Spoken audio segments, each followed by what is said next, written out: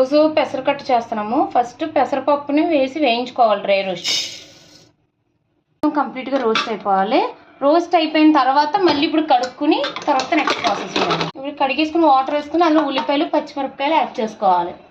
ఇప్పుడు ఉల్లిపాయ పచ్చిమిరపకాయలు వేస్తాం కదా, సో 3 విజిల్స్ రానివ్వాలి. ఇప్పుడు పెసరపప్పుని బాగా 3 విజిల్స్ తర్వాత బాగా ఉడిపోయింది. ఇప్పుడు వాటర్ వేసుకోవాలి. బాగా మ్యాష్ చేసేసుకుని శుభ్రంగా వాటర్ వేసుకోవాలి. ఇలాగా యాడ్ చేసుకోవాలి.